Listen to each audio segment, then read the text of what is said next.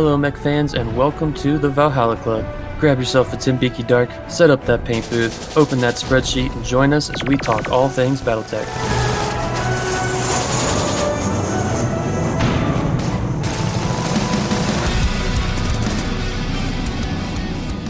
Good evening, everyone, and welcome to the Valhalla Club podcast. My name is Matt the Northman, and I will be your bartender tonight. With me, I've got my bueno friends, Mr. Bourbon himself, Mike the Viking, and Cerberus Dave joining us tonight. Welcome, everyone. I didn't put this in the show notes because I wanted this to be totally random. So here we go. Random question to get us started off. Okay. Worst vegetable ever. Starting with Mike. Go. Brussels sprouts. Brussels sprouts. Dave, go. Zucchini. Zucchini. Okay. Ben, can't be any of the others. Go.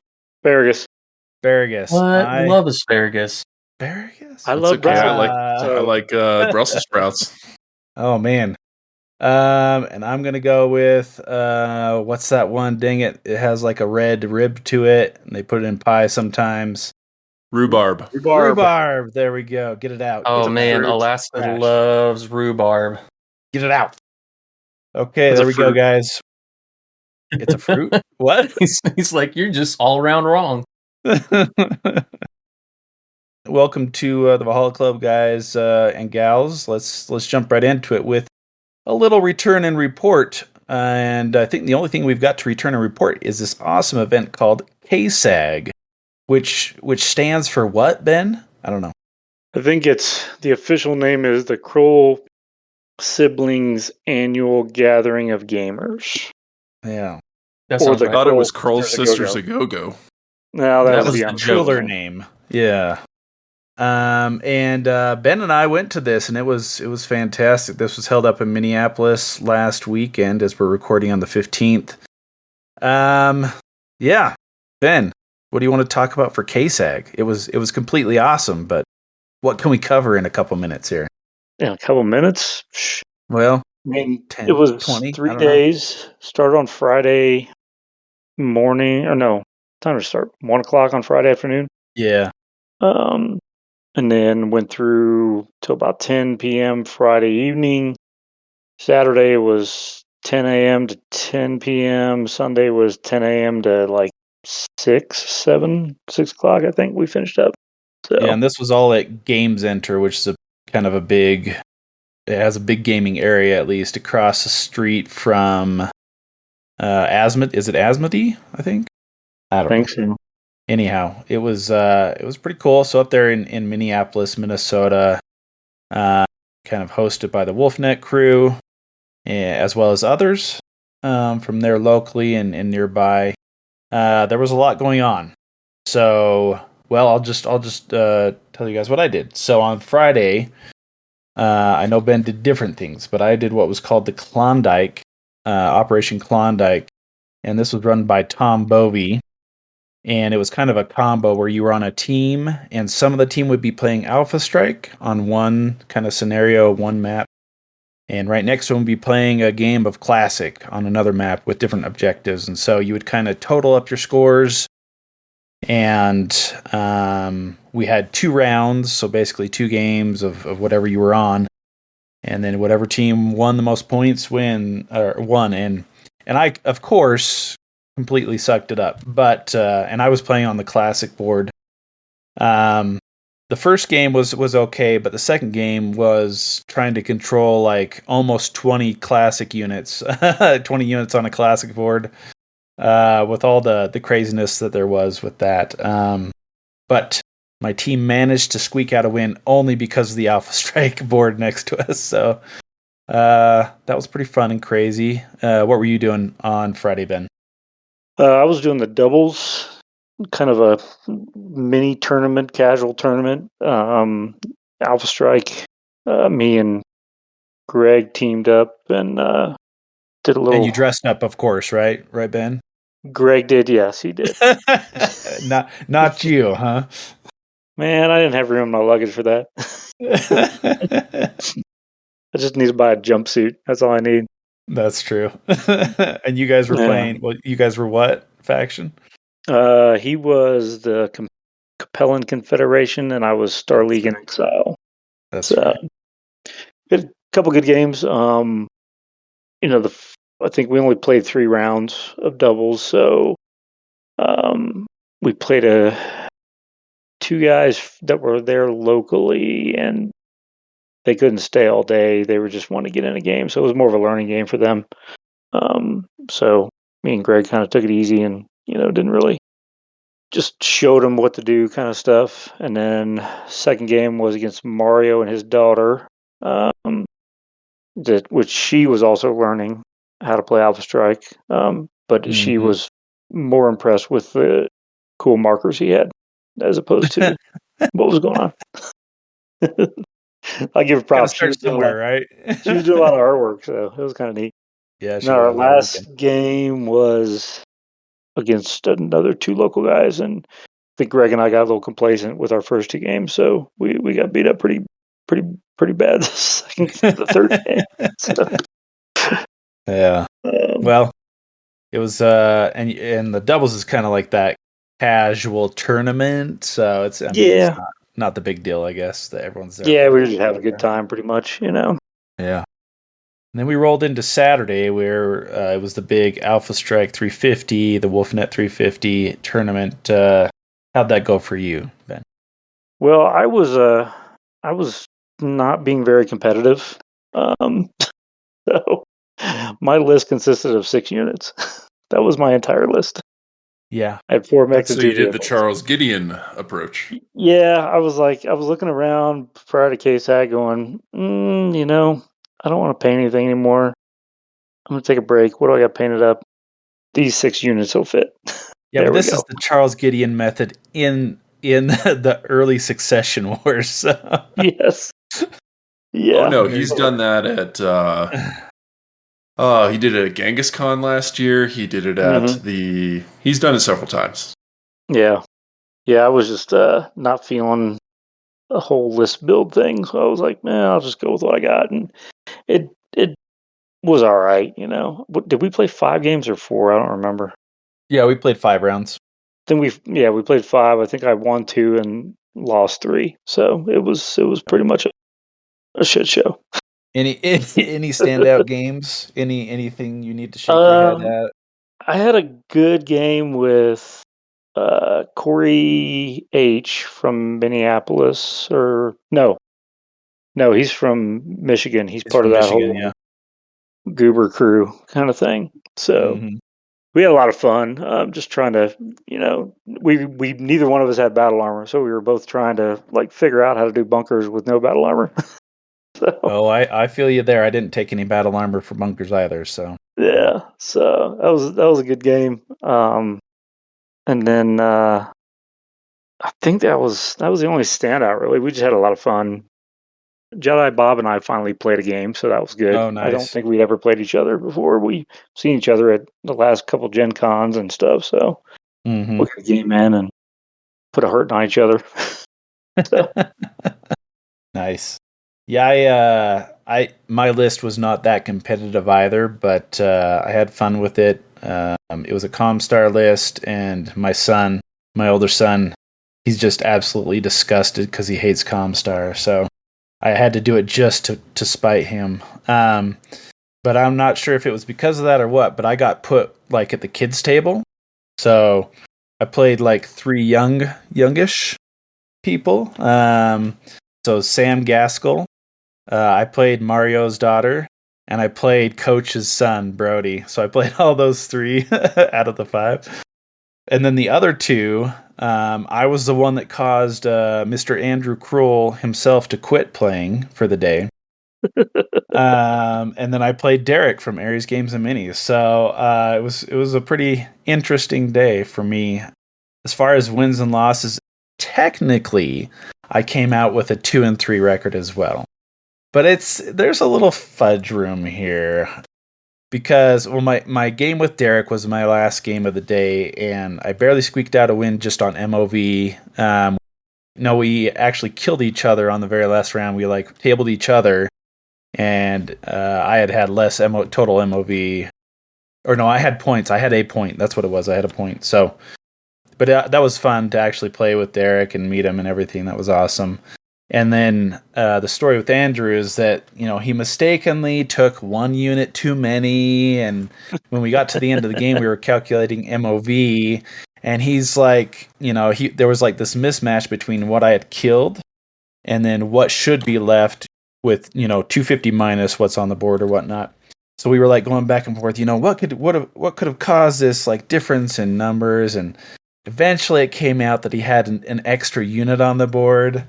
And the game before he had actually Forgotten to place a unit. Yeah, Didn't he forgot to put a Grasshopper out when he was playing coach, and so he's like, enough. I can't deal with all the stress of all this stuff going on. And so he's like, I'm done. I'm out.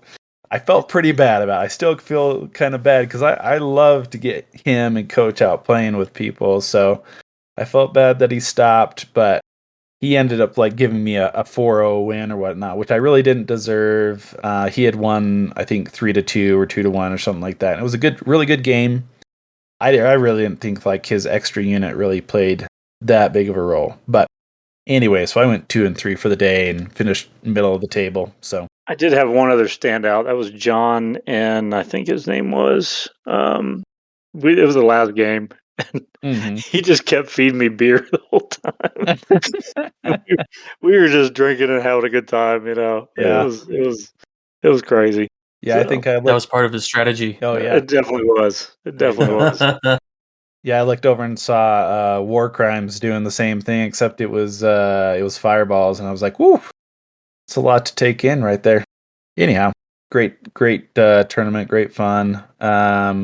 And Greg W from here in Colorado ended up taking the whole thing, so came in first place with his what was he running? He had some Hell's Horses. Yeah, Hell's Horses. Huh? Had some of the IF. Is he the new Mario for WolfNet events? He mixes it up a little bit more, but pretty hard to beat, that's for sure. Props to Greg there. Really good tournament. Really a lot of fun happening. Let's see, Sunday fun day. So a little bit more of the relaxed feel again, and I played Drafted for War, and so did Ben. I know because we faced up in the second round of Drafted for War. And let's just say that, the drafted part did not go my way, because I ended up pulling. So you basically like it would work with the little salvage boxes, but they had just like taken mechs out of some of the force packs and put them in a bag so you couldn't see them or whatnot. And you pick a bag, then you get to kind of like pick one out of the bag that you can see all three that are in the bag. You pick one out and then pass around. And so anyways, I ended up with the most powerful force known to man, of course. So I had a blackjack, I had a rifleman, and I had a baboon, a howler, whatever it is. So those were my three mechs. So like that versus what Ben had. What did you have, Ben?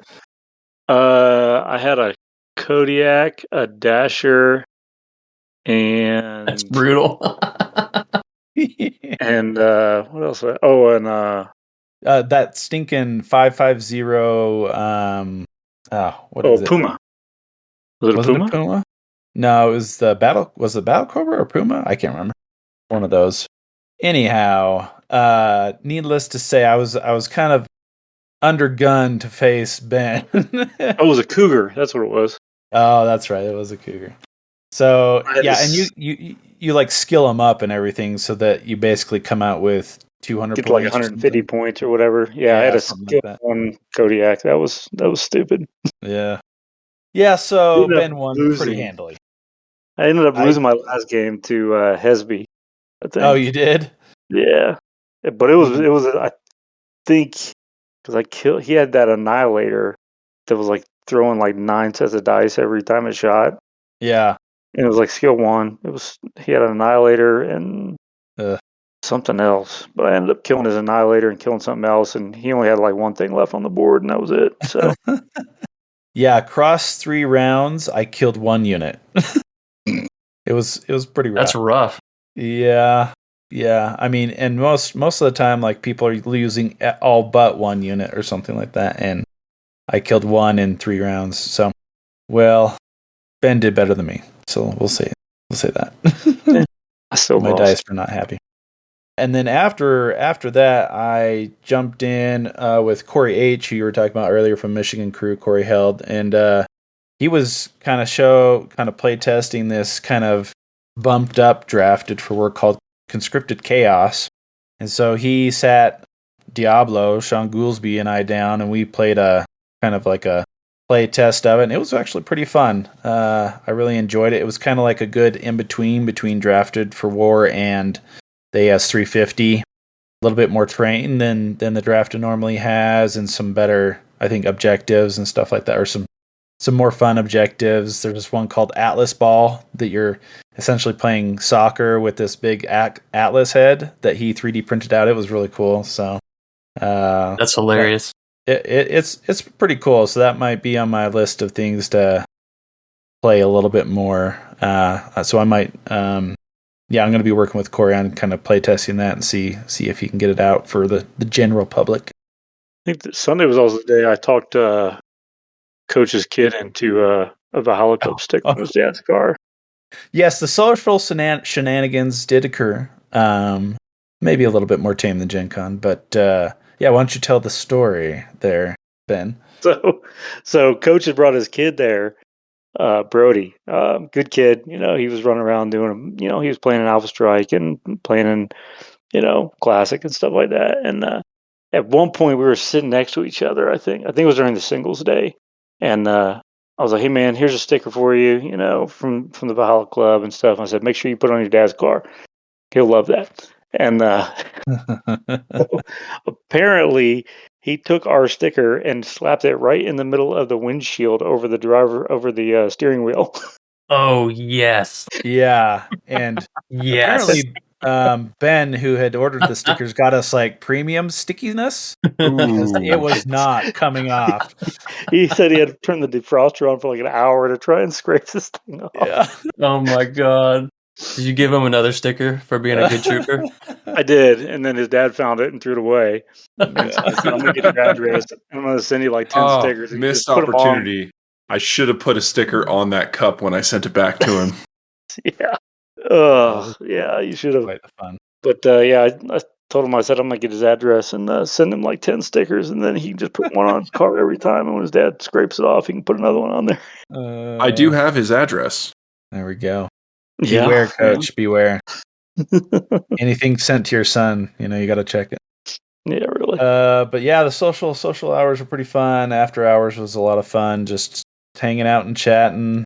Ben didn't get to stay at the same hotel as us, but he was there for quite a bit. So yeah, I was good staying times, till midnight or so.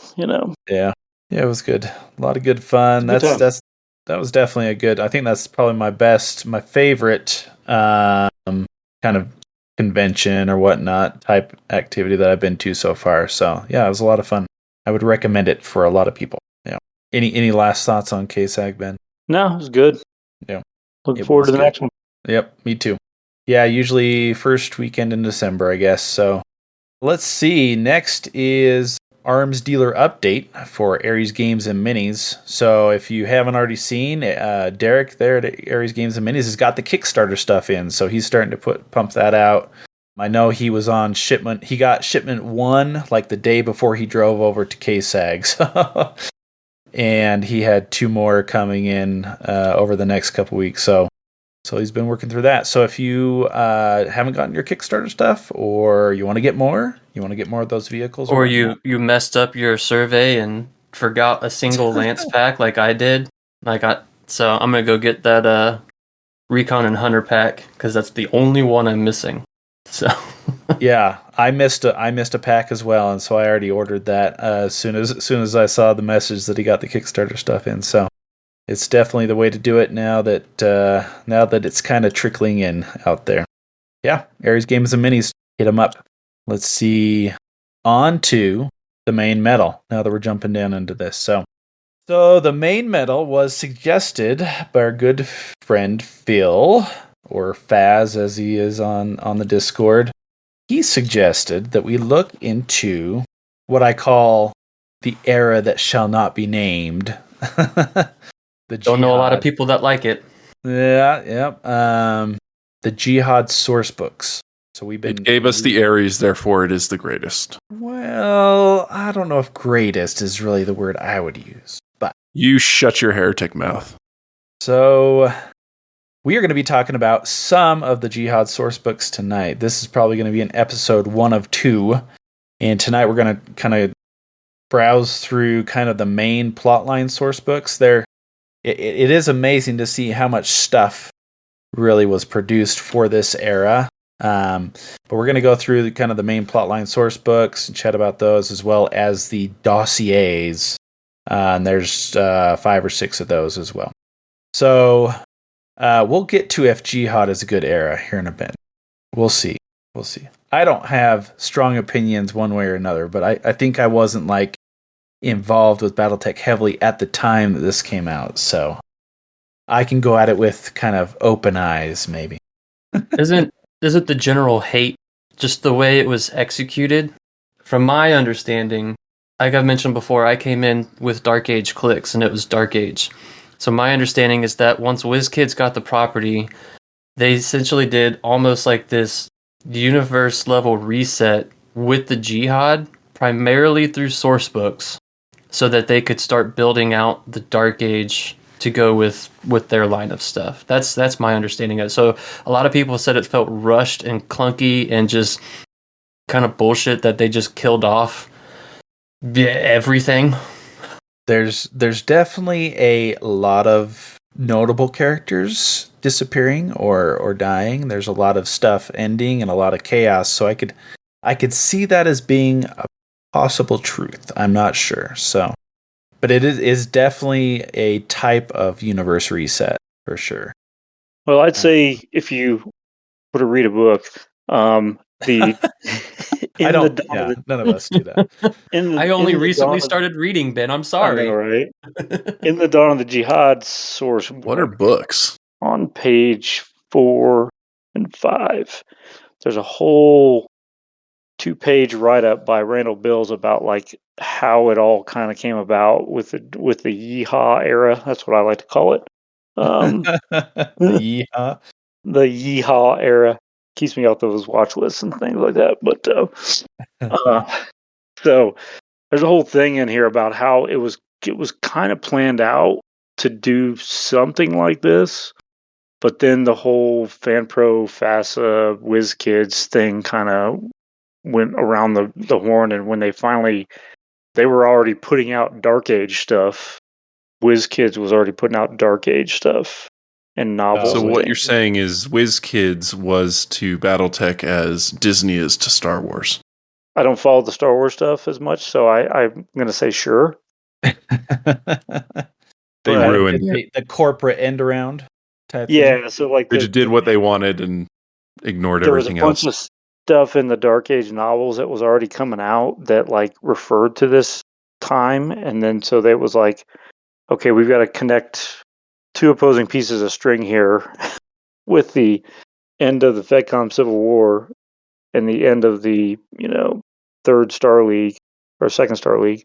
And then the Dark Age stuff was already going on. So they're like, all right, how do we make these things kind of meet in the middle? And people got killed off and things are referred to as being killed off. So they're like, well, okay, well, we have to figure that out, Yeah. I that makes total sense. I saw that write up with Randall was there, but I didn't have the chance to read through it all. But that does make sense, having looked kind of at across everything that's there, how that could be true. Yeah, that's pretty interesting. These main plotline books, there's actually now there's 6 of them, because the first one includes 2 books that were put together, I guess afterwards or something like that. So the first one is Blake Ascending, and that includes what was Dawn of the Jihad and then Jihad Hotspots 3070. Then we've got Jihad Hotspots 3072, Jihad Secrets, the Blake Documents, Jihad Hotspots 3076, Jihad Hotspots Terra, and then the Final Reckoning. So there's a lot of these hotspots kind of woven in, and we'll kind of talk about how those are a little bit different than the rest, but it's kind of hard to say that these are just source books and not campaign books or things like that, because there's a lot of mixing in this stuff. altogether. One of the things that's interesting about these source books is how they're presented. So in the kind of, especially I think it was the Blake Ascending one that I read through the very beginning of it, is that the information isn't just presented as like this report from a Comstar adept like a lot of the other ones are, but it's presented like it's from a news agency. And so you've got like this background report going on, and then you have these little like blocks of text that are supposed to be little notes from people. And the book even like says right up the front, it says the information is presented in the form of news articles, interviews, intercepted communications, and then presented by in-universe journalists. And it says they did this to be able to, so that the reader could see how each of the major powers was interpreting the events that they were reporting. And so there's some other books. There's another book called Interstellar Players that's basically supposed to be based on tabloids, and that's how you get to know people in the universe. But this is supposed to be somewhat more reliable. So with that, like thinking about how that's presented, what did you guys think of that being how these source books worked? I mean, how did you guys like that? Did you guys think it was okay? I don't know what did you guys think, Mike? I'll say it's definitely interesting. It's different from it's from any of the other source material. Whereas some of the other source books, right, they'll have little snippets of like a news article, but for it to be mostly news presented, like it's coming from a news network, it's definitely different. I'm a fan of that concept, but it is a little bit jarring when you're so used to how all the other source material is done up. Yeah, to me, it was like the normal stuff for me when I'm like, oh, I've read through lots of source books. They're like textbooks, right? So it's like all kind of organized and a little bit more streamlined and stuff. And so it was a little bit jarring, and to have this kind of uncertainty built into it. And then what they actually say is the later ones say, oh, well, we've kind of revised the timeline, and some, our review that we put at the beginning of each subsequent one is more and more accurate than what you read beforehand. So it's like, it's kind of evolving history that was kind of interesting. What did you think, Ben? I remember when these came out, like they were like the new thing. I think it was like one of the last Gen Cons I was going to, possibly. And I remember getting it and reading it, and I'm like, this is not like all the source books. Like, this is odd and weird, and it became like a weird, like, just I couldn't wrap my head around like what was going on. And I mean, back in those days too, they had sent out like an an email. Let me see if I can find this daggone thing.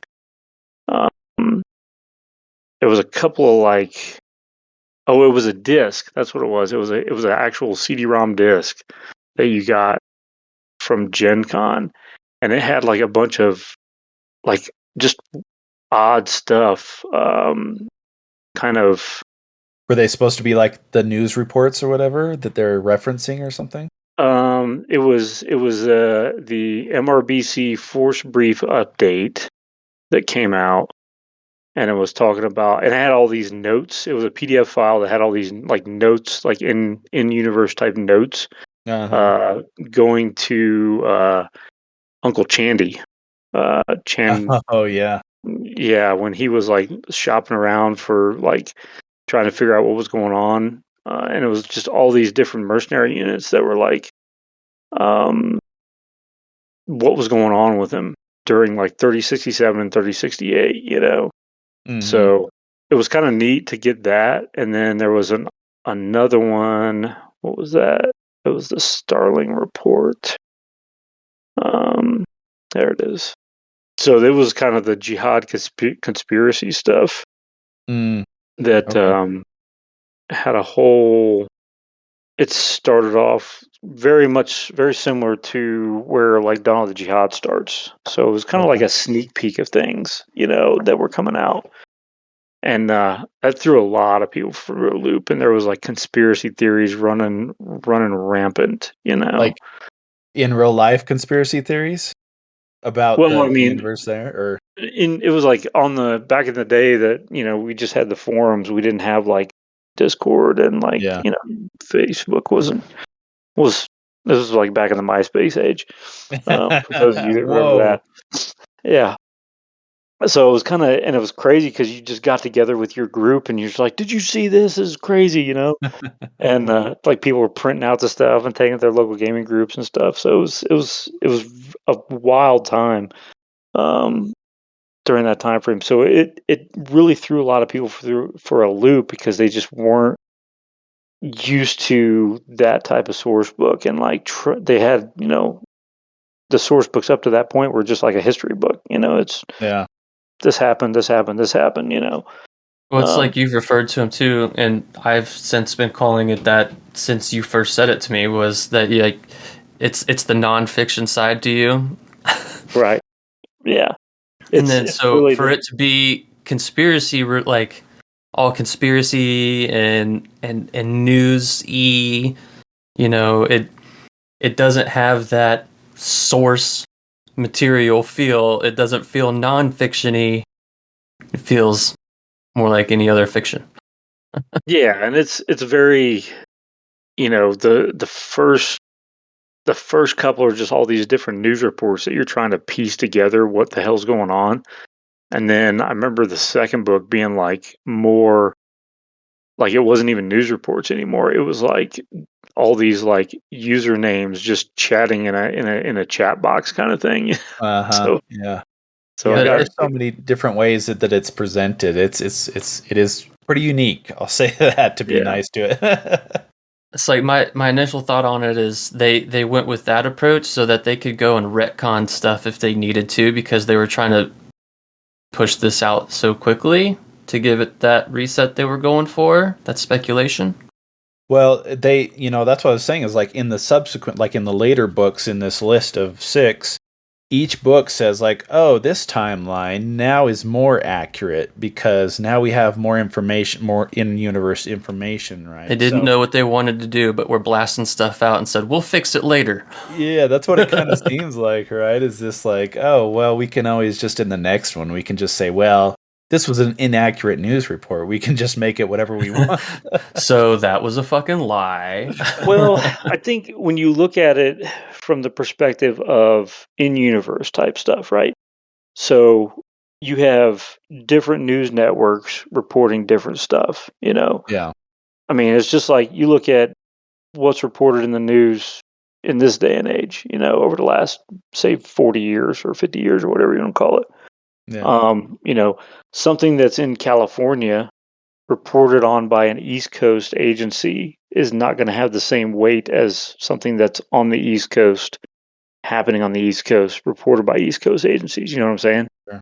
Yeah. Well, I think it's a really clever way to like, and they are like very upfront about this. Like they're trying to get you into the feeling of this era, like what is happening. And I'm just a person. I'm just a dude like listening to the news. What should I believe? And even the news agencies are like, well, what really is happening? Halfway across the universe because of this. There's nukes being used and lack of communication, and HPG stations are going, up and down and under different control. So I think it is pretty clever as far as like what they're trying to do. Now, is that a good thing for like you getting the information and like having it be clear and stuff? That's where I'm a little bit like, maybe not, but maybe that's the whole point. Well, Right? I think that was kind of the whole point of it was to just create or kind of pull you into that chaos of that time frame, of nobody knew what was going on. Nobody Sounds like they knew, did a good job. yeah, I mean, I know being an old guy here, you think back to like, when 9/11 happened, and I'm not trying to Mhm. get political or anything like that, but the amount of information that was coming out like was so disjointed, that Yeah. Yeah, you that's a good didn't point. know it was just one day in time kind of thing. This is spanning years of chaos. So that's kind of how I've always kind of reconciled it a little bit with after Mhm. going back through and calming down a bit after I'm starting to read some of these things. Yeah, I mean Well, it yeah. makes sense. I like I said, I like the news aspect of it, it's definitely different. I like it, but I think, like I said, what's jarring is that it's got that source material aspect tied to it, but it's not like any other source material. So that's what's off-putting for me. Yeah, and just the amount of information in all those reports because of that disjointed nature of it, like for me it's difficult to retain like, oh, this happened, then this happened, then this happened. And so yeah, it is almost like chaos inside my own brain, like, oh, I don't really remember. I just knew there were like nukes used and lots of these people that I had read a lot about, they're gone now and stuff like that. I don't know. Pretty interesting. Not very straightforward, especially like if you wanted to follow one faction's storyline, you kind of got to read almost everything to get that one faction throughout. There's like some subheading sometimes, but it's not always clear. Like, oh, if I want to find out what's happening to Jade Falcon, I turn to page 59 or whatnot. Sometimes you just got to go through it instead, and you got to go through all these books to find out what's happening with them. So Sprinkled everywhere. yeah, a lot of sprinkling. So. Or you just get to the final book, and just move through the entire timeline. So you just I'm here all for you the do summary. is you just jump it, you go to the front and you're like, okay, I know that Jade Falcon's involved, and then you go to the last book and be like, well, what happened and where'd they end up? Yeah, I mean, when you look at it, I mean, hell, I'm looking at it right now. The Final Reckoning book has a Yeah. timeline in it that is like 30 pages of just like date. Yeah. This is what's going on. So I think that's where I ended up at. I got through like the first couple of books, and I was like, man, what the hell is going on around here? And I had to like keep going to the Final Reckoning timeline and going, okay, that makes sense. All right, now I'm reconciling a lot of this stuff. Yeah. Well, so any gems that you guys saw in any of these main plotline source books? Any things that you really liked? You guys think about that a sec. I'm just going to say that one of the things I thought was kind of cool is that they did both a plotline book and a campaign book. So it was like, okay, these things happen, and now you can play them, and it's all in the same book. And that's that's the Hotspot series. So I thought that was pretty cool. I mean, there aren't too many scenarios in each book, but there are some, so you can kind of jump in, and they have a lot of like tons of optional rules and lots of different things, especially as you go on through the hotspots. There's a lot of the rules annex that they get into like warships and the Mani Domini stuff and all those things. So there's tons of crazy like gameplay options through those hotspots. So that's one thing that I did think was pretty unique and cool. Anyways, any gems in there for you guys? Things that you liked? I kind of liked how each of the books, like especially like when you look at like Dawn of the Yeehad, the last maybe 10 or 15 pages, looking at it now, has got like little missions. So you can start off with like, you build a random mercenary force or whatever, and you can just start off like in the chaos, Yep. like from the beginning, and it's the whole Chaos Unbound kind of rule set, if you will, that involves like the war chest points and things like that. But you can use it not necessarily with classic BattleTech or Total Warfare, but you could also use it with the BattleTech RPG. So Yeah. you can start building an RPG campaign as a GM kind of thing.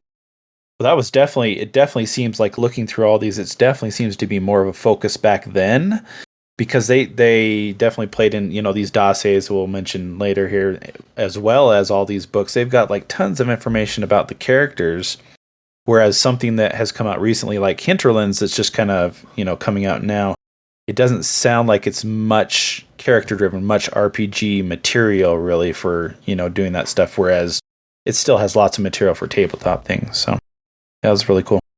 What do you think, Mike or Dave? Yeah, we got the shoulder shrug from Mike. Dave, you got any thoughts? No, unfortunately, I didn't really get into the Jihad as much because, like Mike, I didn't really get back into BattleTech until after the Hero Clicks, so my knowledge on the Jihad era itself is going to get significantly more if I can make it to episode 2.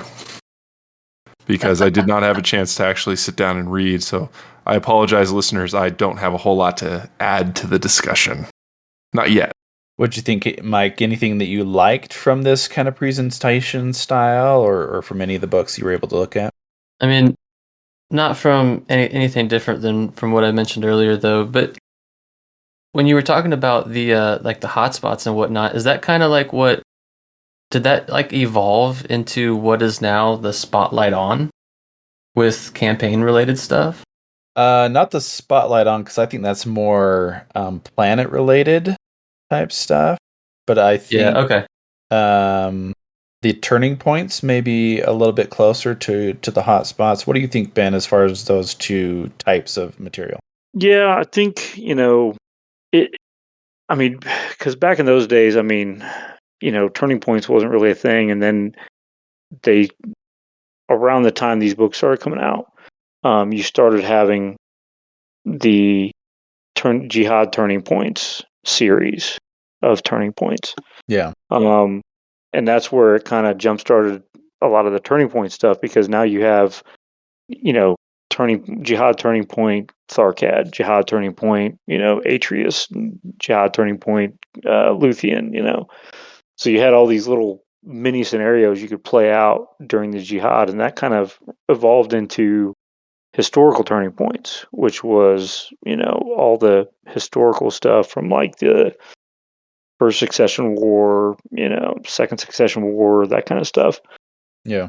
And then when they finally realized, hey, let's just turn it all into one big turning point list, then you started getting into other areas that weren't necessarily Jihad focused, but all the pivotal moments in BattleTech history, if you will, future history. So yeah, it definitely changed, but it's definitely, I think, where Turning Points was at the time, where you could take a planet and battle it out for that planet on the table. Yeah. Yeah, because like the scenarios in these hotspots, there's some, but I think the turning points have more, at least as far as like an overall campaign for a planet type thing. Whereas hotspots was like, oh, you can play some of these things and kind of get the feel for the era, but not go completely into it like a turning points. That was just my thought when I was reading through. Well, so I mean, all of this has been done for quite a while. I mean, all these books have been out for a while. If you guys were CGL and you were going to read like, okay, let's like clean up the Jihad era, what would you guys do with these source books? Would you keep them presented the way they are? What kind of changes would you guys make? What do you think? I mean, I do like all the stuff CGL's been doing with source books of late. They've been a lot of fun to read. I think if they were going to reconcile maybe at least some love for the era and revisit this, and let's not summarize, but what's the word? I don't know. Go through and revisit it and kind of reprint some Jihad stuff in a more modern style. Maybe not necessarily have the news aspect.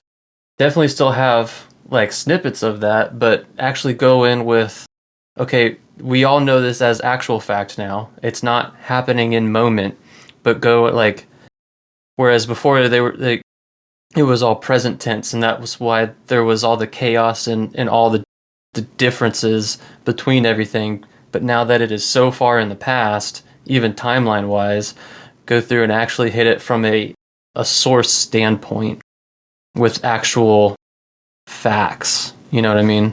Yeah.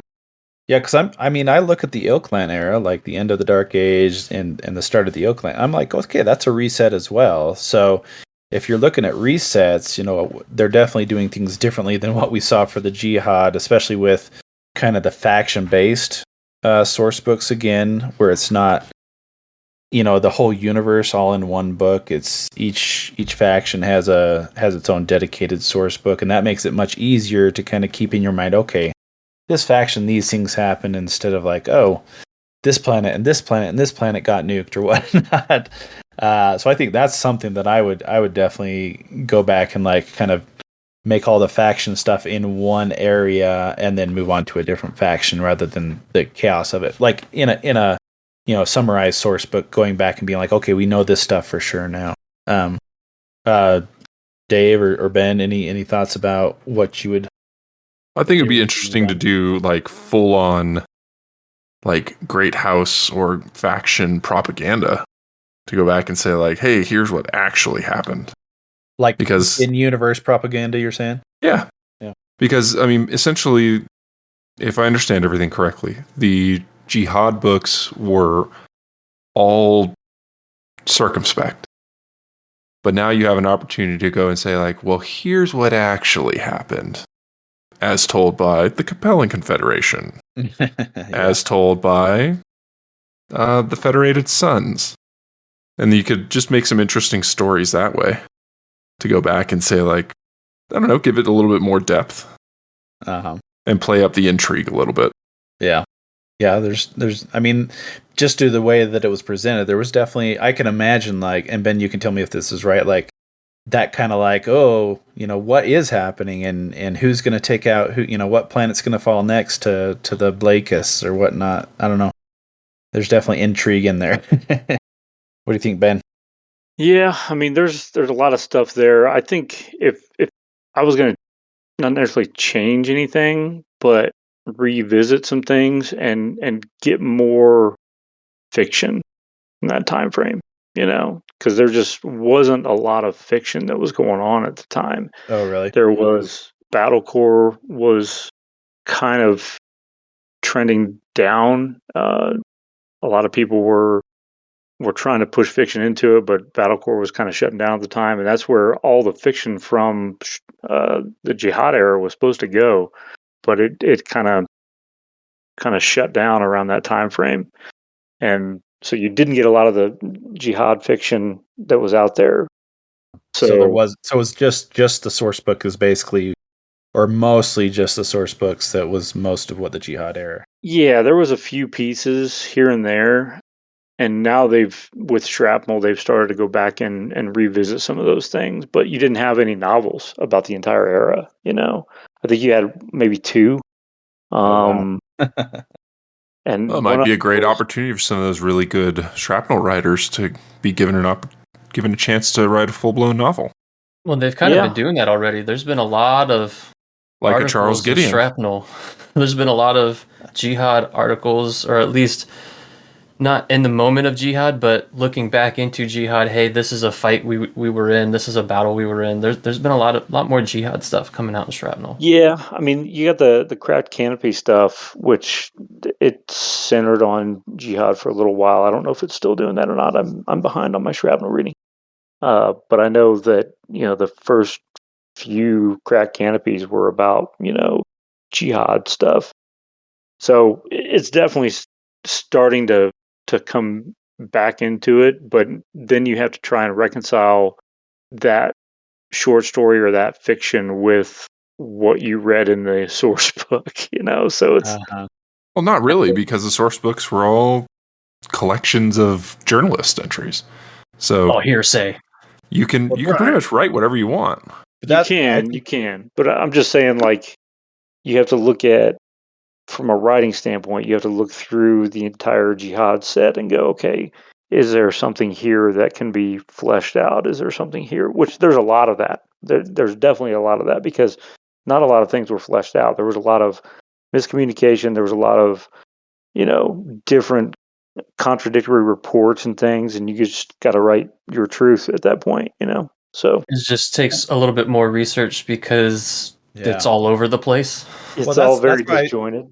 I would think it would be even more difficult, because then every time someone wants to like do something that interacts with a Jihad event, you have to make a decision. Oh, is this real or is this not? And so it's like, it's not only just the fact finders, but it's like the fact finders have to, ask whoever's in charge of the fiction. And it's like, oh, is this going to be real? And so they can actually use it for the story or not. So I think that'd be like doubly difficult. I feel like the CGL fact check team hates the Jihad Yeah, thoroughly. I could imagine so. I mean, they're pretty good. They're pretty good at what they do. So it's one of those things where they've got a database to kind of connect some dots here, and that might you'd have to really work probably pretty closely with the fact check team if you wanted to do something like that. Mm-hmm. Yeah. Which not Well, saying it's yeah, not possible, but yeah, exactly. It's just probably more work than not. So, um, well, yeah, I think I don't know. It'll be interesting to see if we ever see kind of any new recaps or any new big source material or novels back in the Jihad. I mean, novels will probably be easier than like going back and summarizing everything that this was all true versus it was maybe true in the previous source novels or source books. So that'd be interesting. So as far as gameplay potential, I was looking through these and I'm like, oh, you could spend the rest of your life playing BattleTech and the Jihad. But I guess that's kind of true of any of the eras. What do you guys think of as far as like getting gameplay aspects from these source books? I mean, I think it's great because there's so much stuff you can do, and I kind of the Jihad era kind of harkens back a little bit to the third succession war for me because you're scrapping it out. You're a small mercenary unit that you're just like, what the hell's going on? I'm just here to do a job, and you're trying to figure out, how do I get away from this stuff, or where do I go? Yeah, Where do I go for my next job? So, and then are you going to get double crossed? Are you going to get, so it really harkens back to that where you don't have a clearly defined. I mean, obviously, Word of Blake was the aggressor in that whole thing. yeah, So you don't have a clearly defined like, oh, this is the clan invasion corridor, and this is where we're going to go fight the clans kind of thing for the clan invasion, or the yeah. FedCom Civil War where you've got Steiner versus Davian kind of thing. Here it's all over the place, you know. Yeah, I was thinking if I were to if I want to jump into RPGs, like this would be the era to go to because it's just like open sandbox all the Oh way. yeah, it's Wild West. You can do whatever you want. Yeah, and they have tons of information about actual characters, tons of character information for this era. Hmm. When you mentioned they threw in some optional rules in some of these too, was there any like optional rules that stood out that you looked at that would be Oh interesting, or was man. like it looked broken as shit? Well, yes, but I mean that's the thing is like the area is so crazy and like maybe you want to go a little bit crazy, but some of them I'll just look through my notes here, but they have. I mean, there's like a lot of kind of they have these like pocket drop ships and things like that. The Manii Domini stuff is just bonkers, and the Celestial Omnimex with those as well. So like each of those hotspots at the end, the rules annex, that's some interesting stuff. If you just got those and put those together in some sort of crazy Jihad rules annex, I mean, there's the very first one. Let's see, Jihad hotspots 3070, which is part of the Blake Ascending. So the rules annex for that one is just about nuclear weapons. It's like how to use nuclear weapons in your BattleTech gameplay, and it's not just one page. I mean, it's like multiple pages of like nuclear weapon use, and so every once in a while I'll hear someone want to get crazy with Davy Crockett's or whatnot. I'm like, oh, this is your stuff here. This is so every one of those hotspots has something kind of interesting or crazy to look at in those rules annexes for sure. Um, in one of them is like they they tell you how to construct retrotech mechs and stuff. I don't know. It's just like pretty. One that actually made me think of Ben was in one of them. They have special force rules for the Word of Blake, and I was like, Ben and his special force drops or something. So yeah, it's pretty wild, and I think the RPG aspects I think are just like so wide open here. I mean, there's tons you could do with tabletop as well, but the RPG is pretty crazy. Any other thoughts about what you would do as far as gameplay with this stuff? I mean, there's just so much there. I mean, you can do so much with it, Yeah. from an RPG standpoint. So I like it for that. That you can just go all in, and you could spend months or years playing a game, campaign wise in this era. Yeah, the Hotspots Terra, I was just looking back through my notes on the Hotspots Terra. They have like the rules for Castle Bryan game rules, Mm-hmm. and they have like actual like maps of the underground areas and stuff. It is crazy. And they also have like record sheets not only for the new units that they talk about, but also for the new like drop ships, and I think they even have a couple warships. I mean, there's like tons of warships in this era that are kind of all over the place. So that's another big thing. But yeah, there's just so much here. I mean, to play with. Even just getting one of these would be pretty cool. And for that fact, I would just say, if you're looking for something new, if you want to try something else new, I would grab one of these. You don't have to grab all of them, maybe, but maybe one of them. And if you're looking for a place to put a campaign into, if you want to be a little crazy, any of these would be good. Any of these hot spots for sure. Yeah, and then yeah, we were going to briefly mention the dossiers. Do you remember much about these, Ben? Did you get into these much? I mean, I remember reading through like Interstellar Players Mm-hmm. 1 and 2, like just being like, whoa, what is happening here?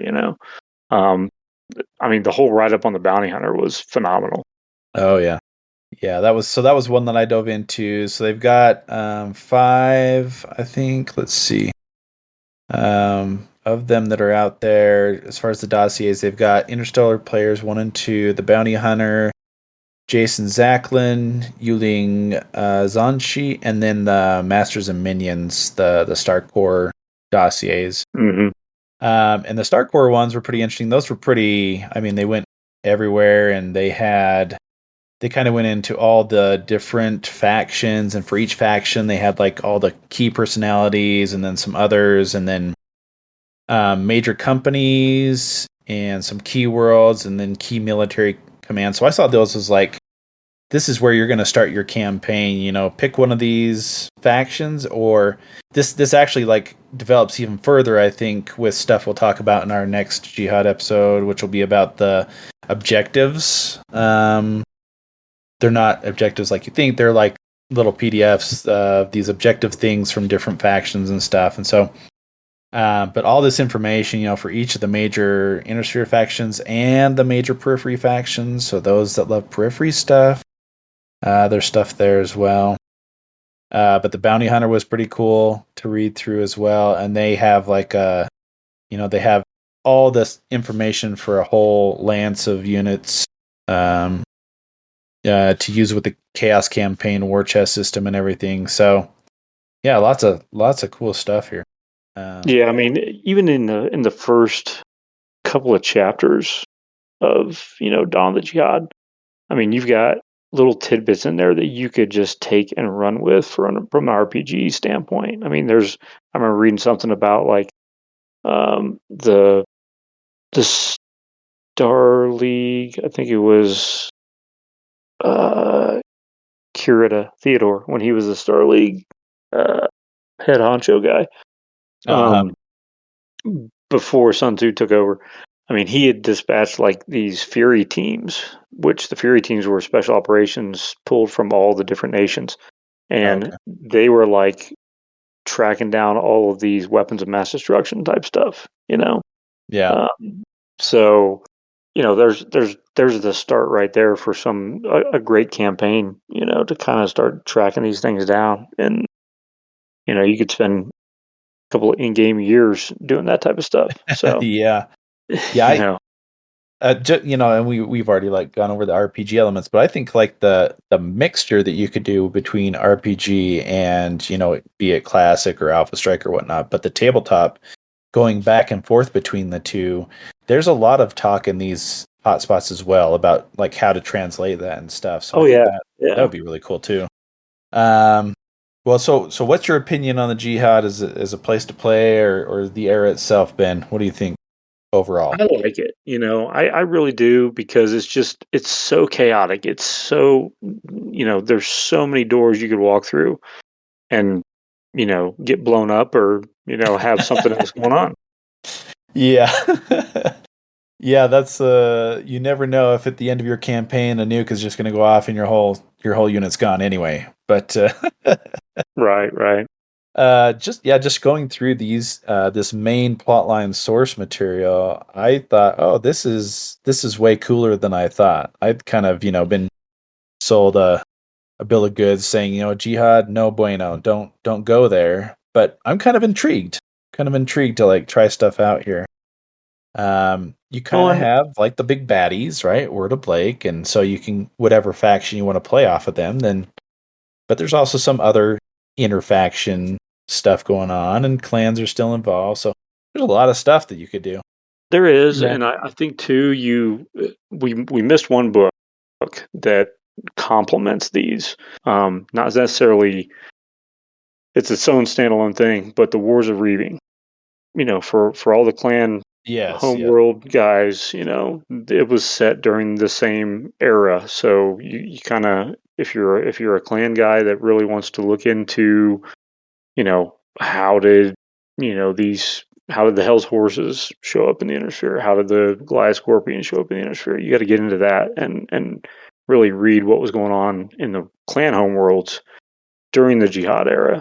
So yeah, because we still only get the inner sphere side of the clans. So you're right for the homeworld portion. It's the Wars of Reaving, right? And there's a supplemental that goes along with that as well. Yeah. So yeah, Mike, you were going to say something. I was just gonna say that like you said earlier, it's purely chaotic and it's a wide open sandbox. So there's definitely a lot of playing potential that you can do, but also from the aspect of the BattleTech resurgence in general, the Jihad gets a lot of hate from the OG players of the day that went through the transition as the IP changed hands into WizKids and all this other stuff. But now there's a whole lot of newer and even younger players that didn't experience that shakeup, and so they can go back and play this. Read through all this, but you're coming from it from a futuristic standpoint in the timeline now. But I mean, there's just that much more playing potential to go play other stuff. So obviously, there's still a lot of love for Succession Wars, Clan Invasion, and now Ill Clan era when it comes to gameplay. But as people get, burn out, whatever it is, on the current era that you've been playing in over and over and over again, talk with your homies and say, let's go to the era everyone hates and realize it's not actually that bad. Yeah, reading through this, I think I've put Dark Age down as my least favorite so far. I just can't deal with the flippy mechs or whatever. But Jihad really does intrigue me now. I want to read, dive really deep into at least one of And these. there was a lot of crazy units that came out that time with, the Celestials for Blake, Yep. and Word of Blake and all that stuff. So there's a lot of cool stuff happening too. Just don't overdo it and be that jerk that's always playing the Celestials and everything. Only Celestials. You got to mix it up. And the drones. Oh, and the drones yeah. at the end of the Jihad. That's another thing that comes out. They talk a lot about that in the Terra, the Hotspots Terra, I think. So there's rules for that there. I have never tried drones, but Greg W from here was going to try a New Year's Eve event with drones versus players, which sounds interesting. I don't know. But yeah, overall, I am intrigued to dive even deeper into these source books, and I would recommend you try one out. Maybe grab either the beginning or the end, or one of these hotspots. Maybe. Do you have one you'd recommend, Ben? Hotspot? Well, just if someone wants to grab one of these source books, which one should they grab? Should they go to just the end or the beginning? What do you Depends on how much you like your life in chaos. If you live in chaos and you thrive on that type of stuff, start at the beginning, and you're just like, what is happening in my life?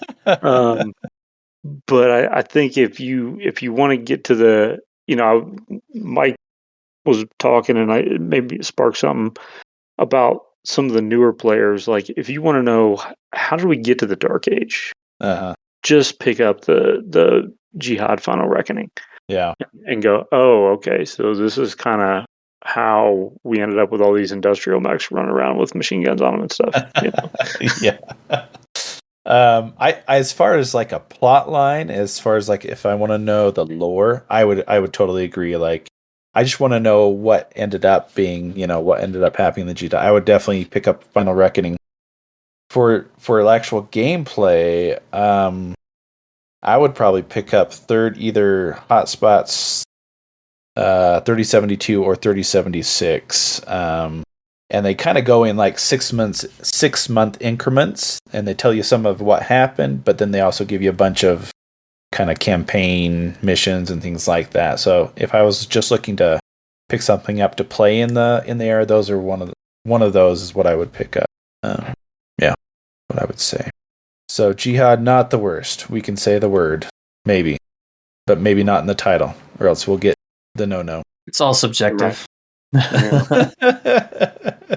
You're gonna have there's those folks that don't play anything past Succession Wars, so the worst era ever is the Clan Invasion era, Yeah. And the Jihad never even happens for them because they don't leave 3025. It's all subjective. Well, and back to your comment, Mike, about this kind of the resurgence, right? Just think about like that gap in there where a lot of players did kind of leave, after Clan Invasion, maybe after Civil War a bit. And that's where I kind of didn't get, I kind of left BattleTech for a little bit, and then I come back, and now it's the Ill Clan. So I don't really know those interior eras, and discovering it with this, doing this research is pretty interesting. I kind of am intrigued. So maybe that's a lot of these returning players might do the same. Be something.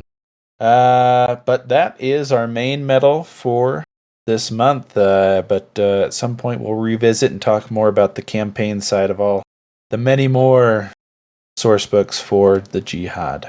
So with that, it is finally time for the drink of the month. Hey all, this is Ben here, your BattleTech Master of Spirits. Get your mixers, liquors, shakers, stirrers, and strainers ready as we cover this month's BattleTech Drink of the Month.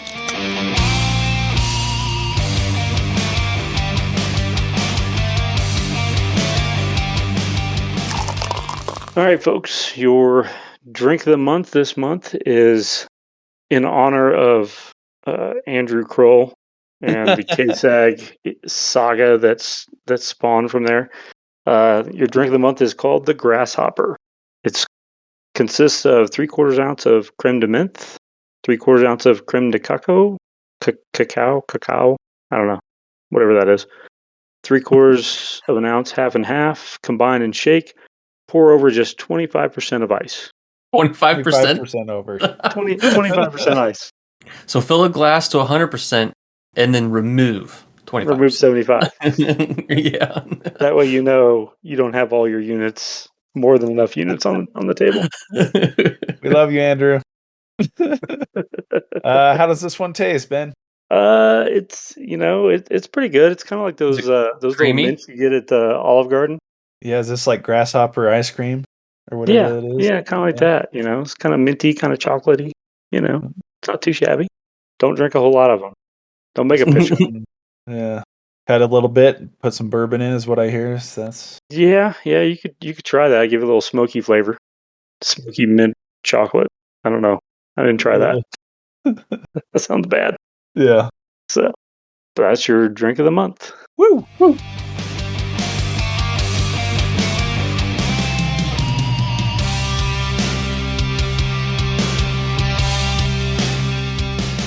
Julia, well, let's move on. Sounds interesting for sure. Okay, upcoming action. Not too much happening because we're going into the holidays. So I'll just say it now. Merry Christmas, everyone, and Happy New Year. Merry Mechmas. Ooh, thrown in a little, Yeah. Mechmas. The one we do know of coming around the corner here in Colorado is Genghis Khan. That's happening February 20th through the 23rd. in Aurora, Colorado, which is very near to Denver. It's really part of Denver at this point. You can go for a day for $55 or go for the weekend for $75. There's going to be BattleTech happening at least on Saturday and Sunday for sure. Looks like, and this is still getting organized, but this is probably going to be an Alpha Strike doubles tournament on Saturday. Greg is going to be running this, and he hadn't picked out the era yet, but he said probably a later era. So not early Succession Wars, I'm thinking.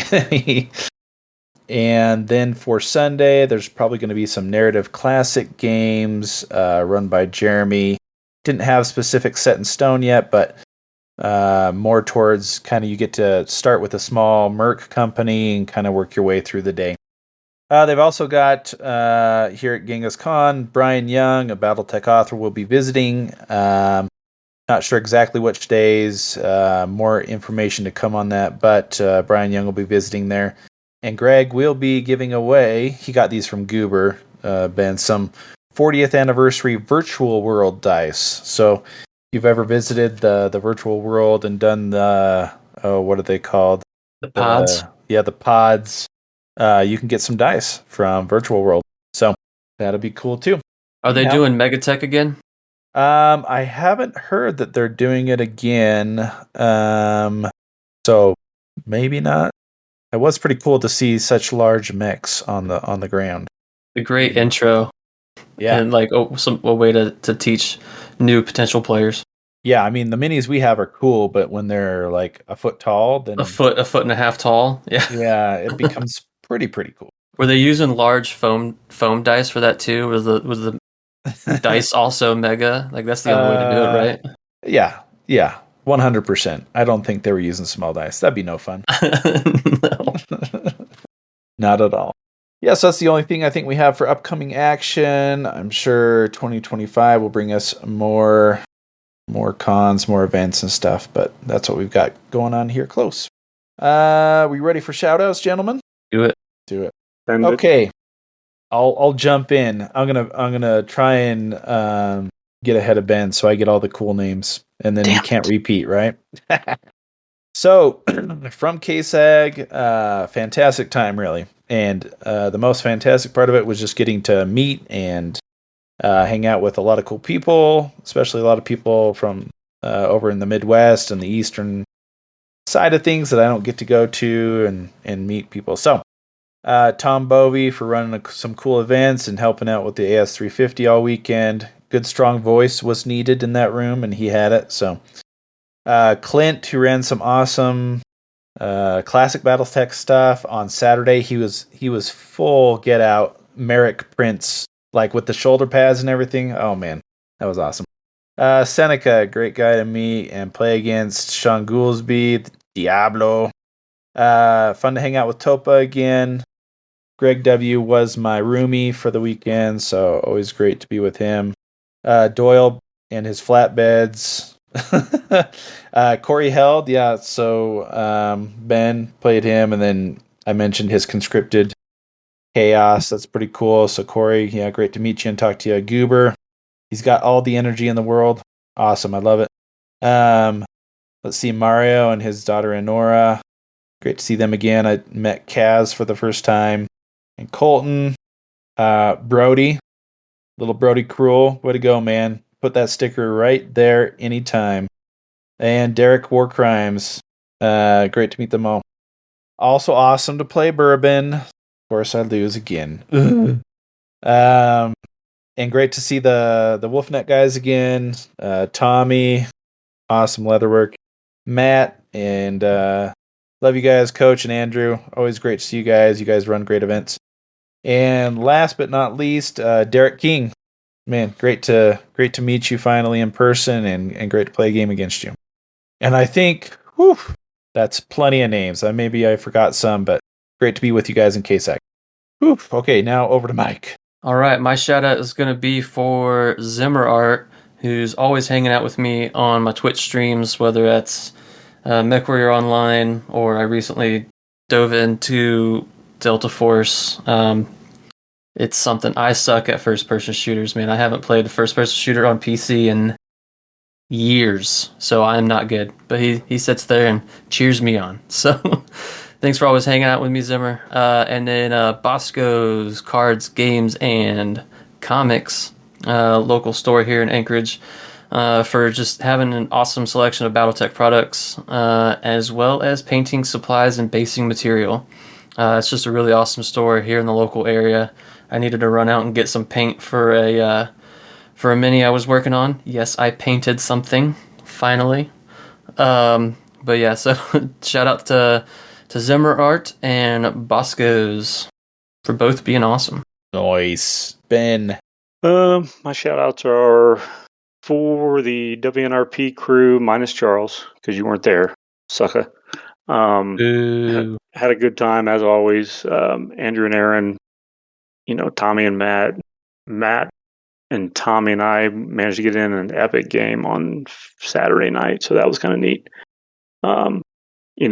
They did a lot of heavy lifting, as well as the whole entire Minnesota BattleTech community that's out there. You guys got a really good crew out there. Keep it going. My partner in War Crimes for the doubles tournament, Greg Talls. Good on you, Greg. We did our best. That's all I can say. And my singles opponents, Corey J, Corey H, Bill, Jedi Bob, and John N.